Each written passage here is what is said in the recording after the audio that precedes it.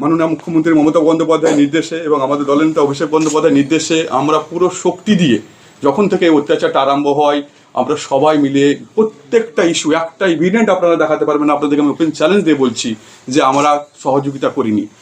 আমরা সলভ করেছি টোটাল 1143 জন।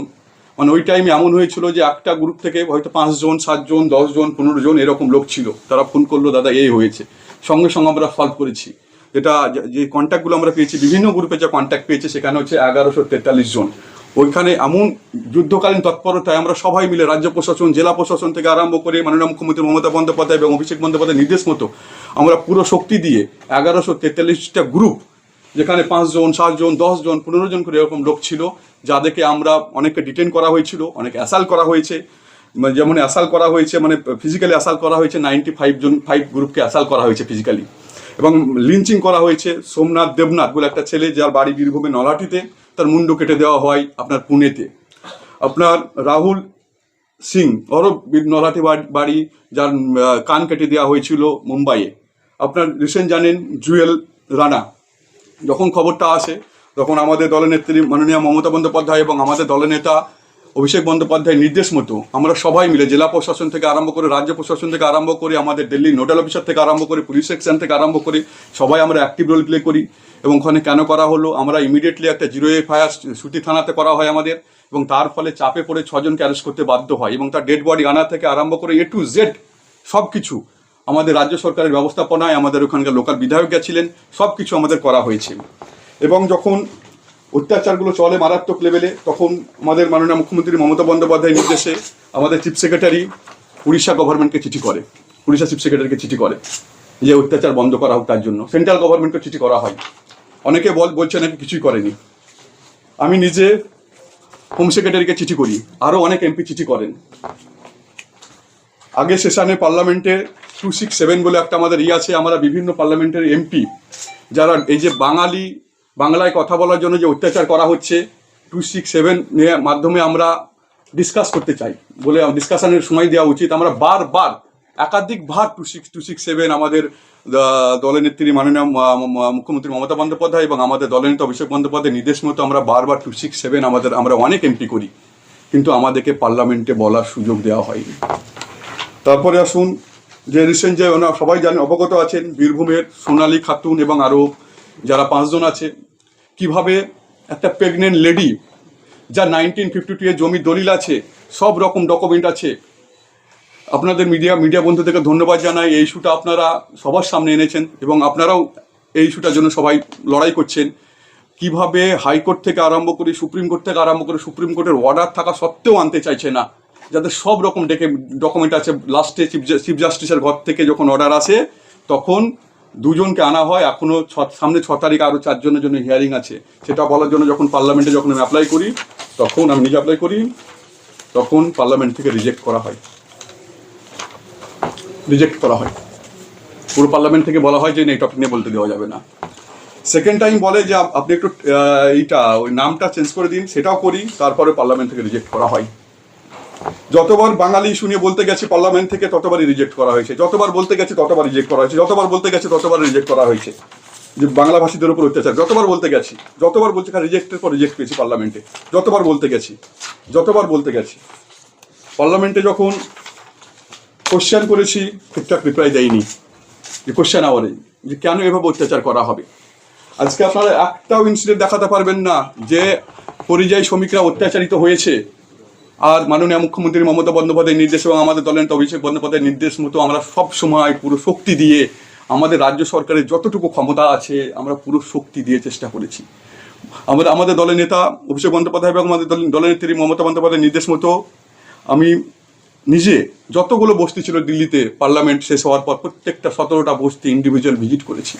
মানুষের মধ্যে এমন একটা বার্তা, বিজেপি শাসিত রাজ্যে এমন একটা বার্তা ছড়িয়ে দেওয়া হয়েছে, বাংলায় কথা বললে বাংলাদেশি। আমি পড়াসূত্রে যখন দিল্লি IIT-তে ছিলাম তখন কিন্তু এরকম দেখিনি। বিজেপি আসার পর যেভাবে একটা ছড়িয়ে দিয়েছে বাংলায় কথা বললে বাংলাদেশি। অনেক বস্তি থেকে দেখেছি ওই টাইমে বলেছিলাম হয়তো আপনাদেরকে যে মাছ খাওয়া বন্ধ করে দিচ্ছে, মাংস খাওয়া বন্ধ করে দিচ্ছে, সে যে কোনো জাতি ধর্ম বর্ণ নির্বিশেষে যে কোনো মানুষকে মানে বাংলায় কথা বললে নানা রকম অত্যাচার করা হচ্ছে। এবং আমরা যত রকম আমরা প্রত্যেকটা ইস্যু ধরে ধরে বিভিন্ন রকম যাদেরকে ফরেন অ্যাক্ট মামলাতে জেল ছাড়িয়েছে, আপনারা গতকালকে সবাই অবগত আছেন যে আমাদের দলের নেতা অভিষেক বন্দ্যোপাধ্যায় দুজনকে ছাড়িয়ে এনেছে মুম্বাই থেকে, যাদের বাড়ি ছিল আপনার দক্ষিণ দিনাজপুর বাড়ি ছিল। এবং আমি যেটা দেখলাম আমাদের পেজ থেকে, যে সুকান্ত মজুমদারের এরিয়া বাড়ি, একজনের নাম ছিল গৌতম বর্মন আর একজনের নাম হচ্ছে অসিত সরকার। সেই গৌতম বর্মন আবার বিজেপির বুথ প্রেসিডেন্ট ছিল। তাকে যখন ফরেন অ্যাক্ট মামলাতে মুম্বাই পুলিশ, যাদের সব রকম ডকুমেন্ট আছে এবং এসআইআরে তাদের নামও আছে, তাদেরকে ফরেন অ্যাক্ট মামলাতে তাদেরকে জেলে ঢুকানো হয়েছিল। যখন সুকান্ত মজুমদারের কাছে গেছিলো তখন বলেছিল জেল থেকে অটোমেটিক্যালি ছাড়া পেয়ে যাবে, মানে কিছু করার দরকার নেই। তারপরে যখন আমাদের দলের নেতা অভিষেক বন্দ্যোপাধ্যায়ের কাছে যখন আসে, তখন উনি লয়ার দিয়ে ওনাদেরকে ছাড়িয়ে আনে। এমন একটা ইনসিডেন্ট আপনারা দেখান, এখানে দেখছি যে বিভিন্ন জায়গাতে বলছে যে কিছুই করা হয়নি, কিন্তু যেটা কেন্দ্র সরকার, একটা আপনারা বলুন ফেডারালিজম স্ট্রাকচারে কি হয়? ফেডারালিজম স্ট্রাকচারে সবসময় হয় যে সুরক্ষা দেওয়ার দায়িত্ব হচ্ছে কেন্দ্র সরকারের। আমি বারবার আমরা বলেছি, পার্লামেন্ট থেকে আরম্ভ করে লিগ্যাল থেকে আমাদের ক্যালকাটা হাইকোর্টে 5টা মামলা চলছে, সুপ্রিম কোর্টে আমি মাননীয় মুখ্যমন্ত্রী মমতা বন্দ্যোপাধ্যায়ের নির্দেশে মাইগ্রেন্ট ওয়ার্কার ওয়েলফেয়ার বোর্ড থেকে একটা সুপ্রিম কোর্টে একটা পিআইএলও ফাইল করেছি মাইগ্রেন্ট ওয়ার্কার ওয়েলফেয়ার বোর্ড থেকে, এবং তার এই কোর্ট ওপেন হলে যে কোনো দিন হিয়ারিং হতে পারে। এবং বিভিন্ন স্টেটকে আমরা 12টা স্টেট এগনেস্ট করেছি যে কেন এভাবে করা হবে। এবার সেটার জন্য ওদেরকে অলরেডি নোটিশ জারি করা হয়ে গেছে, যখনই কোর্টটা খুলবে তখন আবার নতুন করে হবে। যে আমি দেখছি বিভিন্ন গণমাধ্যম এতে দেখছি আমি যে বিভিন্ন যারা বিরোধী দলের নেতাগুলো আছে, তারা খালি বলছে যে রাজ্য সরকার কিছু করছে না। আপনারা বলুন, আপনাদের কাছে আমি কোশ্চেন করছি, আপনারা যদি রাজ্য সরকারের জায়গায় থাকতেন, আমাদের জায়গায় থাকতেন, আপনারা কী করতেন? এর থেকে একটা রাজ্য সরকার কী করতে পারে? এটা তো দায়িত্ব হচ্ছে কেন্দ্র সরকারের। যে কোনো স্টেটে যে কোনো মানুষ যাওয়ার নৈতিক অধিকার আছে। আপনারা যেমন সাংবাদিক হিসাবে অনেককে দেখেছি যারা বাঙালি সাংবাদিকরা দিল্লিতে কাজ করে, এখানে যারা পরিযায়ী শ্রমিক, খেটে খাওয়া গরিব মানুষ, এটা তো মাইগ্রেন্ট ওয়ার্কার তো আজকেও তৈরি হয়নি। মাইগ্রেন্ট ওয়ার্কার প্রথম তৈরি হয়েছিল ইস্ট ইন্ডিয়ান কোম্পানি যখন ভারতবর্ষে যখন প্রথম আসে, তখন ছোটন দাস নামে একটা ঠিকাদার, রাজস্থানে যদি ইতিহাস ঘাটা যায় তখন উনি প্রথম মাইগ্রেন্ট ওয়ার্কারটাকে করে 1800 দশকের দিকে।